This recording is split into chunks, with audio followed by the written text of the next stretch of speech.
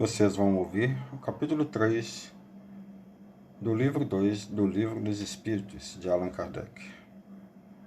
A alma após a morte. Pergunta 149. O que sucede à alma no instante da morte? Resposta dos Espíritos. Volta a ser espírito, isto é, volve ao mundo dos espíritos, de onde se apartara momentaneamente. Pergunta 150. A alma após a morte conserva a sua individualidade? Sim, jamais a perde. Que seria ela se não a conservasse? A. Como comprova a alma a sua individualidade, uma vez que não tem mais corpo material? Resposta dos Espíritos.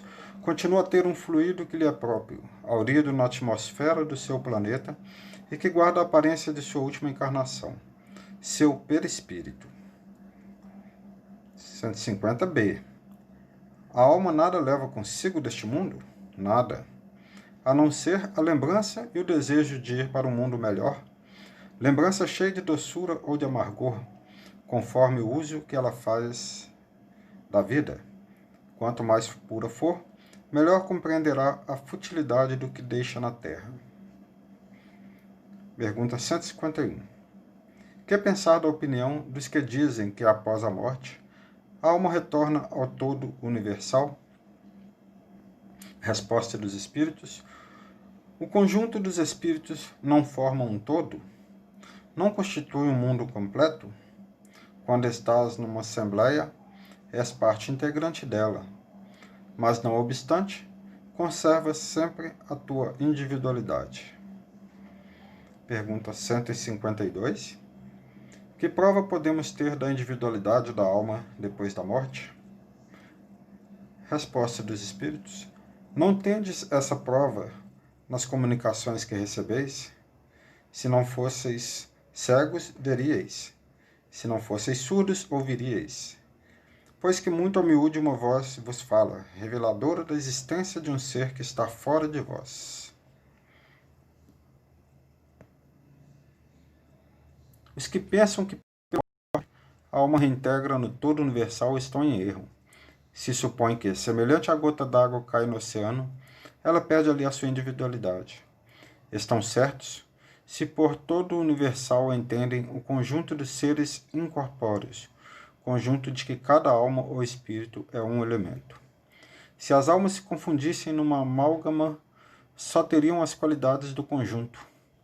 Nada as distinguiria uma das outras.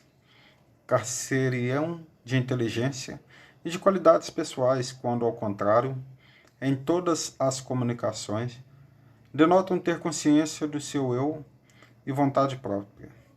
A diversidade infinita que apresentam sob todos os aspectos é a consequência mesma de constituir individualidades diversas. Se após a morte só houvesse o que se chama o grande todo, absorver todas as individualidades, esse todo seria então as comunicações que se recebessem do mundo invisível seriam idênticas. Desde que, porém, lá se nos deparam seres bons e maus, sábios e ignorantes, felizes e desgraçados, que lá os há de todos os caracteres, alegres e tristes, levianos e ponderados, etc. Patente se faz que eles são seres distintos.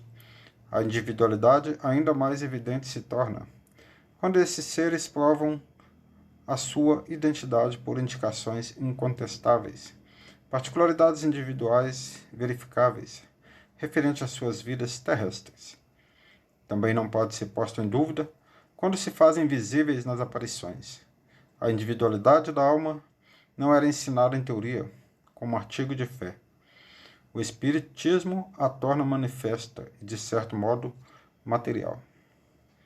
Pergunta 153. Em que sentido se deve entender a vida?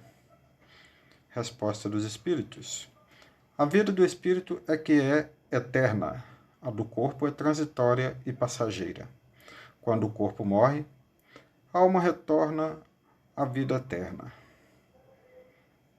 Item A dessa pergunta 153. Não seria mais exato chamar a vida eterna a dos espíritos puros, do que, tendo atingido a perfeição, não estão sujeitos a sofrer mais prova alguma? Essa é antes a felicidade eterna, mas isso constitui uma questão de palavras. Chamai as coisas como quiserdes, contanto que vos entendais.